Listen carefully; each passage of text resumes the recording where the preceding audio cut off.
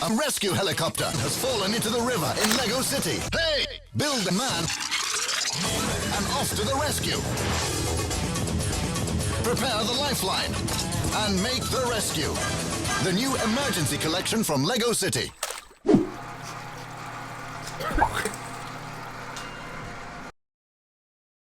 Check this thing out. I actually had a submarine like this when I was a kid, but because of nostalgia's sake and I was bored, I bought another one.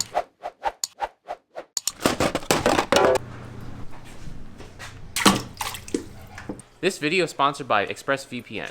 So the sink is actually really small, but we got a really big fish tank. Huge thanks to ExpressVPN for making it possible for us to get such a large fish tank for this video. Thanks, ExpressVPN. So you may have heard of a VPN, but you might not know how it works. How they work is actually pretty cool. When you're on your computer, you're going to be sending packets of information to the website you're trying to access. So let's imagine that this submarine is your data. These packets are going to have your passwords, emails, pictures, pretty much anything you're searching for or accessing on the internet. What you might be thinking is, I don't care, I'm sending it. Well, the problem is, while they're being sent, pretty much everyone can look at what you're sending. The government, internet service providers, even hackers, which we do not like. So your data is accessible to all these people until they get to the website you're accessing server. But what we have now is ExpressVPN. What ExpressVPN is going to do for you is when you send out your packet, bam, it's encrypted. Now this encrypted information, people can see it, but they don't know what it is. This data will travel through the internet encrypted until it reaches the website server that you're accessing. It gets de-encrypted by ExpressVPN. Even ExpressVPN can't see what you're sending. I use ExpressVPN when I'm traveling, especially when I'm on public Wi-Fi when looking at my bank accounts, my YouTube accounts, and any other personal information. It's the best because it's the easiest to use, they have the fastest servers, and they have 24/7 support. And all your information stays safe from prying eyes or anyone you don't want to access information. Find out how you can get 3 months free by going to expressvpn.com/PeterSripol. So you're probably wondering why we have so many submarines. Well, I wanted to try a variety of them, and they were cheap on Amazon. They had like 2-day shipping. They have different styles of operation. This one is a 3-channel submarine. It actually has a dive motor, so it forces itself underwater, and then it has differential throttle for steering. Also, some of these are an experiment to see how I'm going to build my micro submarine. This one is a 3-channel submarine as well, except this one has a piston inside of it, so it adjusts its buoyancy by compressing air and then uncompressing air to get the sub to go up and down, which is actually really cool because this is close to a real submarine. And this piece of crap is a 2-channel submarine. This, unfortunately, is what we're going to be building because the IR receivers I'm planning to use, if they work correctly, are going to be the simplest and smallest operation here. So this one works by actually angling the motors down, so it wants to float all the time. When you give it gas, it pulls itself underwater, and when you let go, it comes up, and you just do this cycle over and over and over to keep it underwater. So it's not very elegant looking, but it is technically a submarine. But we are actually going to make a submarine even smaller. I'm going to try to make the world's smallest RC submarine. This is an infrared helicopter. It's $5.99. We're going to try to make this a submarine.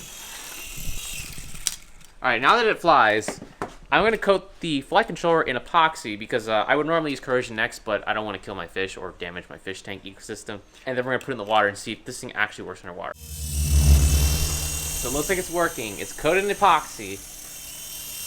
Here comes the test.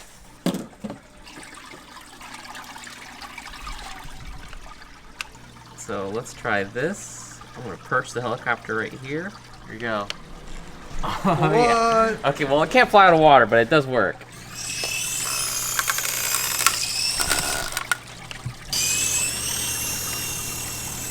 Okay, we did get out. That is cool.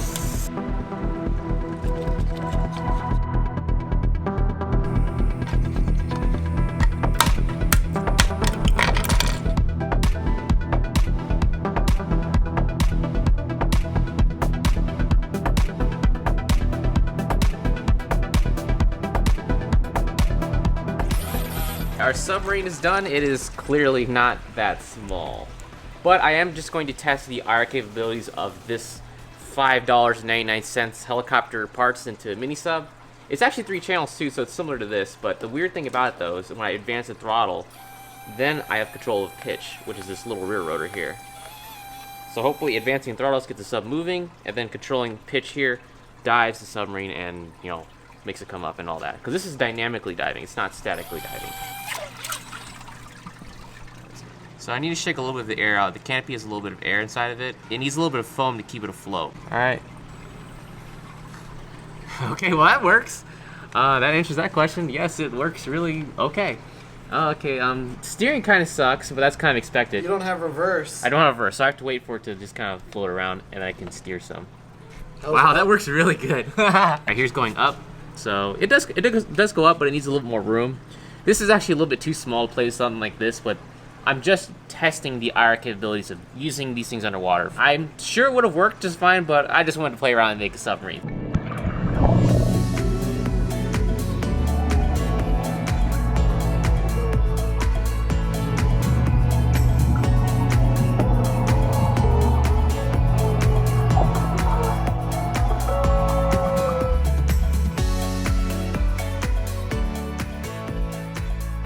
IR actually works great because it's operating, I forget what wavelength infrared light is, but it's definitely capable of going through glass and into the water. I actually will release the STLs for this if you guys want to build this. It's actually kind of straightforward. If you've seen the paper airplane video I did in the past, or the blimp I did in the past, it uses these flight controllers from these helicopters, and that's actually a real easy way to kind of put all the parts into something like this. So you want to do that, we're going to do that, but we need to build the small submarine now, so we're going to do that.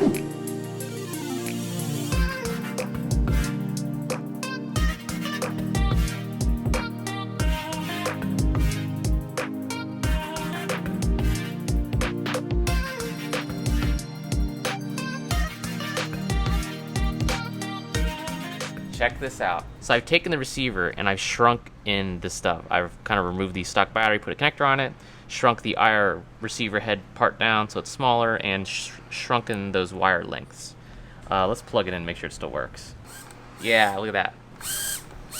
I already got the CAD file designed last night and sent that over to my friend Chad, who's printing it out of resin because my normal 3D printers kind of suck at this. They don't print high resolution stuff. Now I have an idea. Legos have been part of my childhood and probably a lot of other millennials, so they've been making these dumb memes where they take the rescue helicopter and put it in the river. To search rescue helicopter Lego City meme. It's really stupid. I've shamefully laughed at that a lot more than I have at other things. But I saw this one where they inversed it, where a rescue helicopter falls in the river, and man, it's stupid. You've seen it in the beginning of the video. I'm not gonna explain it any further.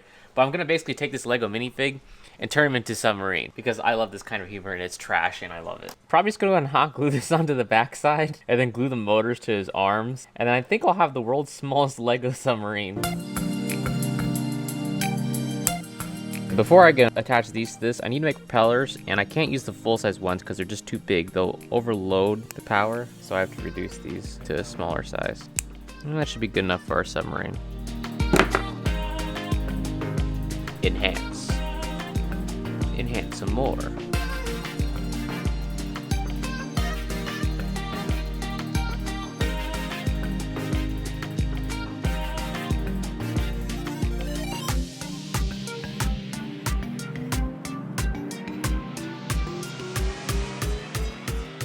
We need to see if he floats first. Yes, he sinks. That's not gonna work in my favor. So I'm gonna have to add some flotation to him. Ah, it's still too heavy. Let me try something. Where's the, give me the controller. Dry. Oh my god, he's a good chip. That's so cool. Oh, okay, hang on, we gotta do this, we gotta do this. The Lego minifig is now a submarine. Quick, throw him in the river. It's like a jetpack, alright.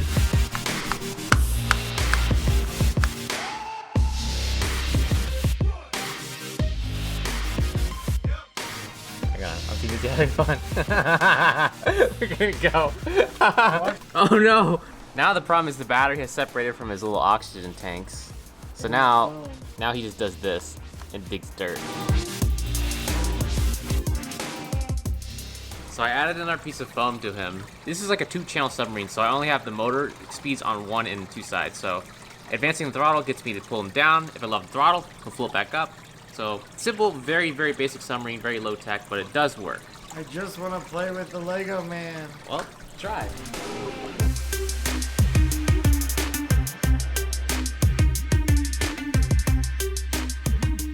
There's one slight issue. He keeps spinning around in circles. That's because he's hydrodynamically unstable. So that basically means when I advance the throttle, the center of gravity is too far forward from the center of pressure of this vessel. So therefore, it wanders around violently left and right without actually tracking in a straight line. We're going to take this and jam it between his legs. So now we have this clear vertical stabilizer.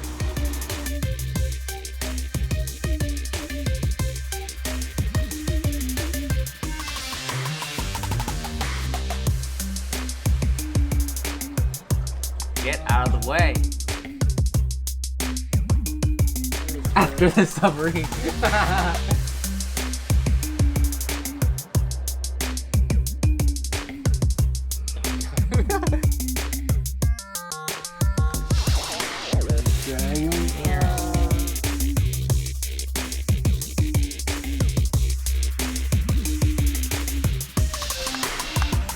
Oh, the battery's dead.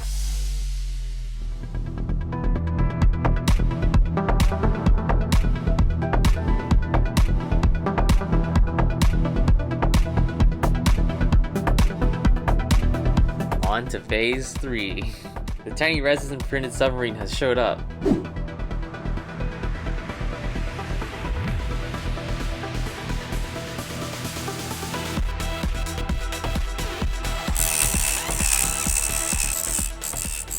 I got done painting it. I detailed a little bit. Unfortunately, I didn't check the motor diameter, but I think this resin might shrink a little, or I don't know, maybe my tolerances are a little off. But either way, the motors broke. They definitely are supposed to fit in this housing, if you can see like this, but I definitely had to drill them out with a drill bit and they broke. This stuff is extremely fragile too, this resin. It's nowhere near as durable as PLA. Oh, whoops. Broke that off. Oh no. This is my first time working the resin and I did not realize this stuff is this absolutely terrible. Moment of truth, let's see what happens. So it floats. Oh, it dives. Oh, it's doing aerobatics now. All right. Let's take it to the bigger tank.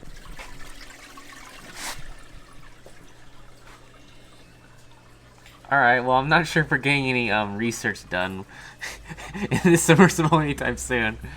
All right, hang on. I'm gonna make some adjustments. This kind of sucks. All right, Dave, check it out. I need to work on the ballast portion of this, but it is working. We're sinking to the bottom with no way to return to the surface. So our sub is at the bottom. It's rapidly filling with water, so any people living in there are definitely dead right now if this is a real submarine. The bounce point's too far forward, so that's why it's tipped like that. So I gotta adjust that somehow and fix that, and then we'll try it again.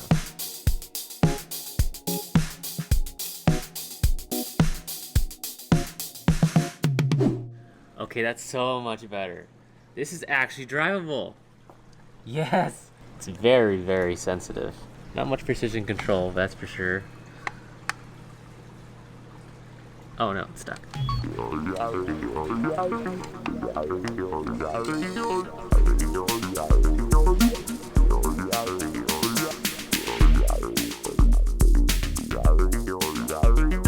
Okay, I made one quick mod to it. I add this kind of like stabilizer, or like almost like a fin on a fish really, because it had really big problems tracking a straight line, so hopefully this kind of improves that.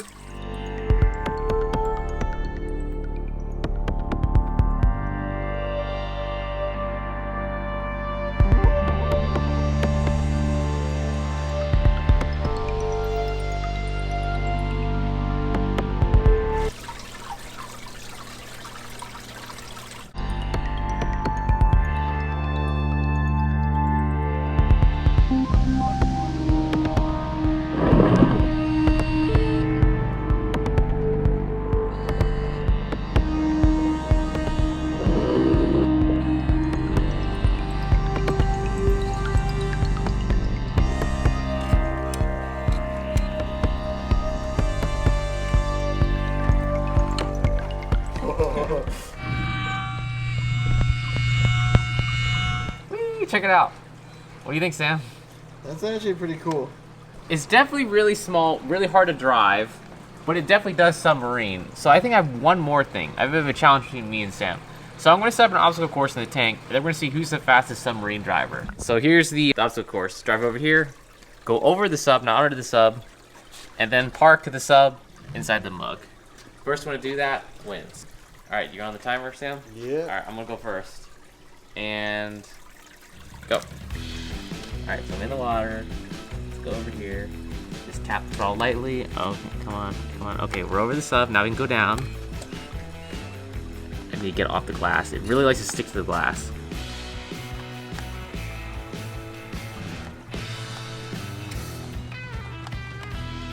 Come on. We're getting there eventually. And this is the point where I have to wait for it to back up on its own. Nope. Okay, now we go back down.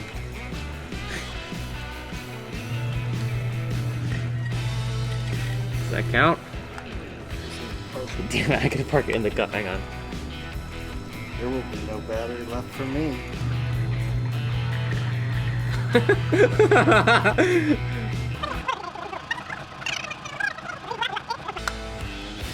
There we go. Time. Okay. What's my time? 2:28. We managed to park the submarine in the cup 2 minutes 28 seconds. You think you can beat that, Sam? Yeah, I've never even driven this before. Alright, you ready? Yeah. And go.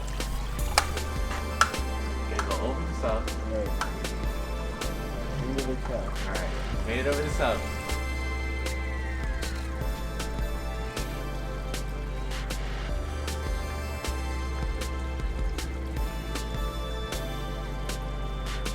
"32 seconds. Ah. Alright, well, Sam is a superior sub driver. That's pretty good. And I've never even used it. I only won because I work at Subway. This is YouTube's smallest submarine I've ever seen. IR control is definitely iffy in the water. I might try this again if I can get a nice 27 megahertz setup for underwater usage. Because that was pretty awesome. It definitely works. It's a crappy 2-channel dynamic diving submarine. And make sure you check out the link in the description because hackers are always trying to steal your information. Let me know what other dumb suggestions you've got. I don't know if anyone suggested the micro sub, but that's definitely pretty small and that's pretty cool.